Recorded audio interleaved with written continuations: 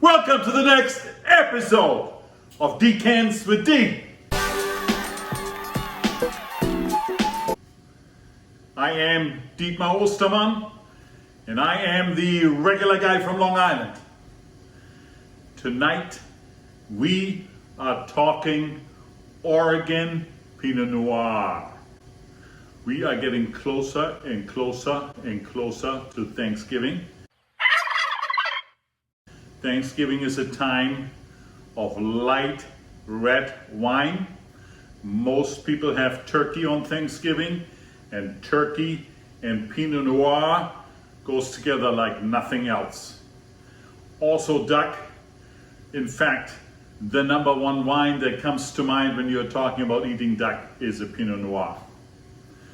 Pinot Noir in America has great examples both in California as well as much more recently in Oregon.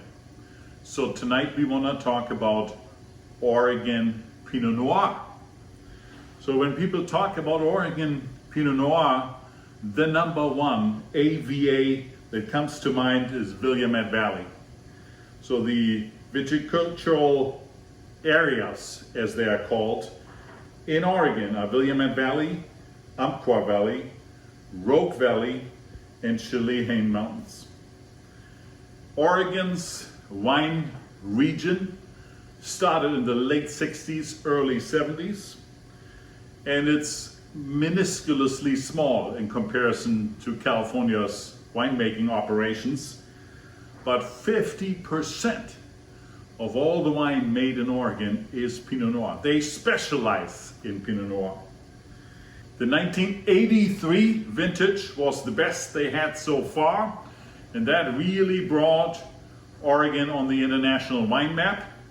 More and more French winemakers became interested because Oregon is wet, and the climate in Oregon is very comparable to the climate in the Burgundy region, where the French Pinot Noir, the Burgundy wines, world-acclaimed Burgundy wines come from.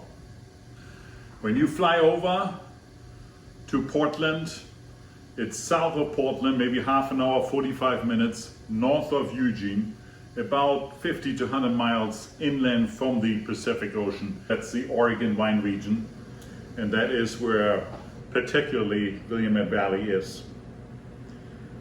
They have over 500 vineyards there now. And out of those 500 vineyards, we are tasting tonight three, and those are three very special ones. First wine we are tasting is the Erath Heart Earth.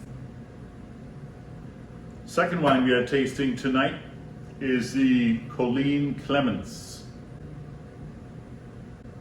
And the third wine we are tasting tonight is the Four Graces. Let's check out those Pinot Noirs. Typically what we expect is a much lighter body wine, low on tannins, almost no tannins, but some acidity in the wine. Typical fruit that we are expecting is the cherry fruit. All right, without any further ado, the first wine is a screw top. Pinot Noirs, you do not sell out that long, at least not Oregon or California Pinot Noirs. So that's why screw top is not a problem. So the Erath is a 2016, and the Erath comes from Dundee Hills in Oregon. It's a $16 bottle, light in alcohol, as most of the Pinot Noirs are, 13.5%. Beautiful see-through garnet red color, very light legs indicating low alcohol content. Beautiful color. Let's give it a sniffy sniff. Cherry fruit in the background, very elegant, not overbearing, not in your face. I like it a lot. It's an elegant afternoon sniffing wine. black cherry, but very light black cherry. Let's give it a whirl. Elegant on the palate, fruit flavor, a little bit of an acidity bite to it, no tannins, finish is relatively short, juicy, fruity, and acidity rich. Overall, very pleasant experience. I like the aromas at first best. I would rate this wine a 4.0 on Vivino in my scale. The average Vivino rater rated at 3.7. And again, ladies and gentlemen, this bottle is available on Vivino for $16. Pouring the rest out. Let's move on to wine number 2. Colene Clemens, 2016. Very famous, highly rated by Wine Spectator. I believe the 2016 Wine Spectator got a 95 points. This is from Dot Creek, Chehalem Mountains in Oregon. Okay, Colene Clemens, I'm taking a little bit of the new wine to pour out the glass.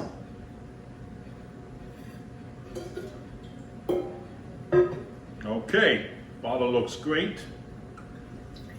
The dark bottle, beige label. Let's take a looky look. Color is a tick darker than the Erath. Lines appear to be about the same, maybe a tick more. This one is 13.9% alcohol. The Erath was even lighter, 13.5. Overall, good looking wine, great looking bottle. Sniffy sniff. Much more dust in the nose. The flavors and the fruits are laid back as well. Acidity bite in the mouth. Fresh cherry fruit in the mouth. Quite some acidity as well. Finish is medium. Also a little bit acidity side. I would say there's no reason in my judgment to give this wine a 95 at Wine Spectator. But let me try it one more time. Maybe I'm missing something. It's solid. It's a good wine. Has a little bit more tannins than the Erath. Good acidity. Little velvety on the tongue. The finish is relatively short. I like it, but I have to tell you, I like the Erath better. So I'm giving this wine a 3.8 on Vivino. Popular opinion, Vivino gives it a 4.2. That may be inflated by the fact that Wine Spectator gave it a very high score. This wine is $27.50. And in comparison to the $16 Erath bottle, there's no way I would spend more money on the Colene Clemens. Okay, pouring it away, third contender. This is the Four Graces, William and Valley. Four Graces. This one is a 2017, the other two were 2016s. Okay, I'm again taking a little bit of the new Pinot Noir to pour out the glass, to pour away the taste and the smells of the Colene Clemens. And now we are going to the Four Graces, William and Valley, 2017. Okay, color is lighter than the Colene Clemens. Very similar to the Erath. Brilliant, good-looking garnet red color. Beautiful. I detect medium to low legs. In fact, this one also is 13.9% alcohol. Let's give it a sniffy sniff. A hint of a raspberry. Very nice flavor profile. Again, not overwhelming in the background. Let's give it a whirl.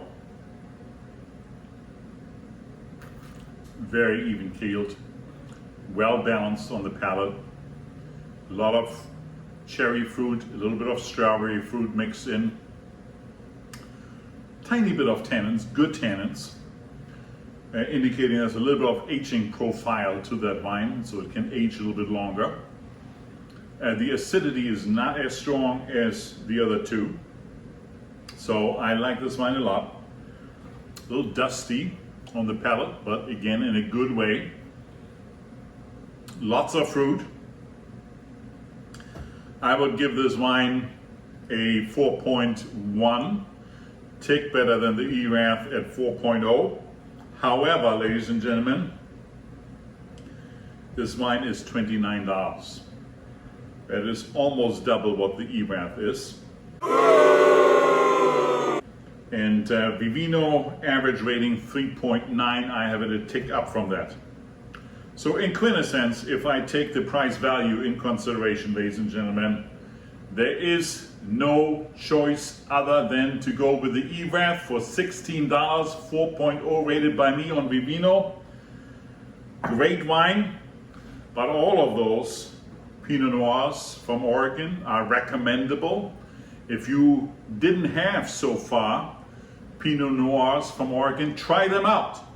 And you will find that that Oregon Pinot Noir industry, with the influence from the French winemakers, has grown up so substantially that it's at least equal today to the California Pinot Noir winemaking industry.